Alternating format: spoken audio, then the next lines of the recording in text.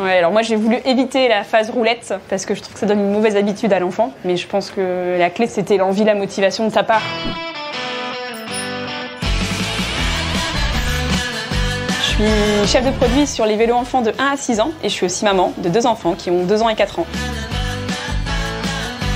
On s'en rend pas forcément compte, nous, en tant qu'adultes, parce qu'on sait faire du vélo, ça nous paraît intuitif, mais en fait c'est hyper complexe, ça passe par plein d'étapes d'apprentissage. Il faut que l'enfant apprenne à coordonner ses mouvements, qu'il apprenne à pédaler, qu'il apprenne à gérer son équilibre en même temps, à gérer l'environnement, donc apprendre à tourner, à freiner en sécurité. C'est hyper compliqué pour des petits bouts de chou, et c'est en ça que la draisienne vient vraiment révolutionner l'apprentissage. Ça permet de cibler sur un apprentissage essentiel qui est l'équilibre. Alors une draisienne, c'est comme un mini vélo, sans pédale, et bien évidemment sans petite roue. L'enfant il a les pieds bien au sol, et donc il va commencer par marcher, puis petit à petit prendre confiance, aller de plus en plus vite, allonger sa foulée, courir, et là il sera vraiment en train d'expérimenter ce qu'est l'équilibre. Il va jouer avec son centre de gravité, découvrir que s'il se penche, le vélo penche aussi. Finalement, la position de l'enfant sur une draisienne, c'est une position qui est très proche de la position physiologique de la marche, et c'est pour ça qu'il est autant à l'aise.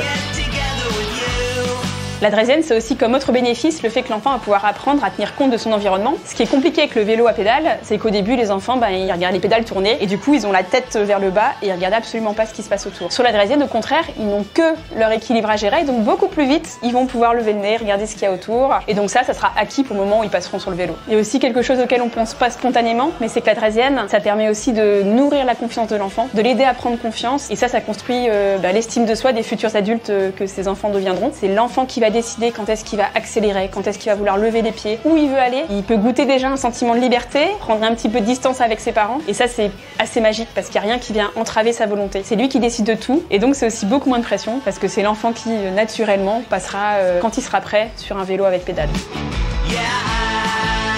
Il y en a 2. Le premier, c'est que l'enfant soit à l'aise avec la marche. On parle souvent de 2 ans, mais ça peut être un peu avant, un peu après. Et puis ensuite, qu'il ait la taille suffisante pour avoir les 2 pieds bien à plat au sol quand il est assis sur la draisienne. Chaque enfant est différent, chaque enfant a son propre rythme. Faut qu'il ait envie d'y aller et se créer des beaux moments de complicité.